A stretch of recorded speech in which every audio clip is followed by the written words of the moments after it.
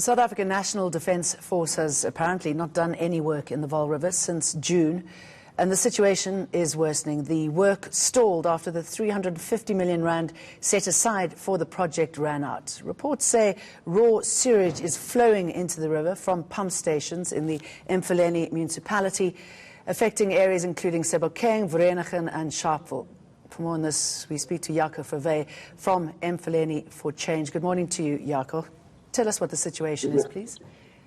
Good morning. How are you guys? The situation is looking very grim at the moment. Just a little correction. The money promised to the National Defence Force never reached our shores.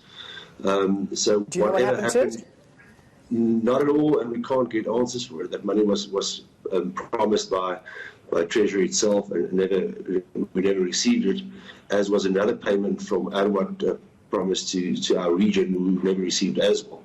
Mfuleni for Change is businesses standing together, and we consist of probably the 5 biggest public groups, which is the GDCOC, there's the local business chamber, as well as ARPA, which is the Mfuleni Ratepayers Association, SW5 proper, and Proudly 3 Rivers.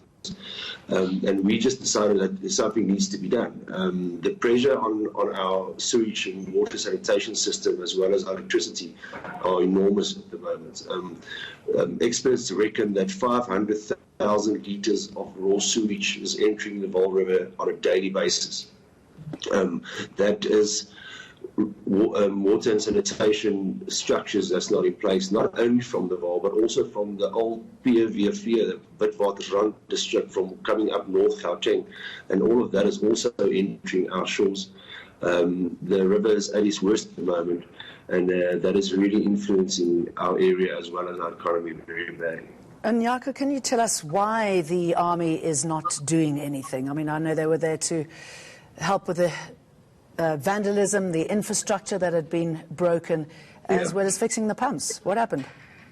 Correct. So they are controlling or patrolling the areas, but I mean, like you know, if there's no money, no work can be done. So apart from patrolling, the army engineers were sent out to start fixing the pump stations, and that's not happening at the moment. Mfuleni has 44 pump stations, which only 2 are really working. We have 2,600 kilometers of networking, which is inadequate. So there's a lot of help needed. And yet again, that is the sole purpose of Mfuleni for Change. It's a movement to help governments locally and provincially. Unfortunately, we reached out to NDFA when they came here. We set them up in the various camps, but if they don't get funding as promised, nothing is going to happen. I mean, Jaco, I went there a year ago to do a story. I was shocked, you know, one of those broken pumps, at how much sewage was there and how much was flowing into the Vaal River.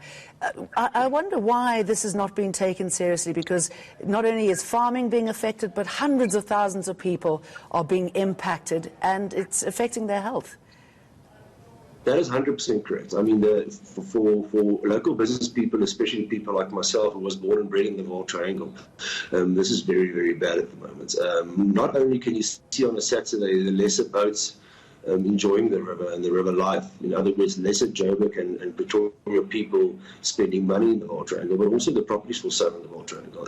The fact that it's not being taken seriously, you can hit me with an old piece of fish, but I'm not sure when and where it's going to happen. And unfortunately, for the local municipality itself is in total disarray. I think everybody can just look at the newspapers and read the newspapers of the last week. Our municipality is under Article 139B administration, which means that all decisions must be made on provincial level and not local level. We have engaged very, very successfully with the MEC for Finance, Gauteng. She's also an old Vaal Triangle lady, and she's got a passion for this area. So all our hope currently is on provincial. From the EFC side, we split up in different departments departments, one of them being water and sanitation, and one of them being connection with governments, the other being electricity. I mean, the bad part is that Ufere local municipality now owes Eskom 1.8 billion rand. So while we worried about the water and sanitation, we get threatened by Eskom that our power is going to be cut. We owe Rand Water nearly 600 million rand, and that money is not getting to the suppliers. So from business side, as we are on our knees asking provincial and national government to have a look at what's going on and also act. At the moment, we is in conversation with them, and it's positive conversations, but nothing yet has happened. The promises is there, but that promises need to be met. Okay, Jaco, I mean, this is a human right, clean water. We're going to try to find out what happened to that 350 million. Thanks for that.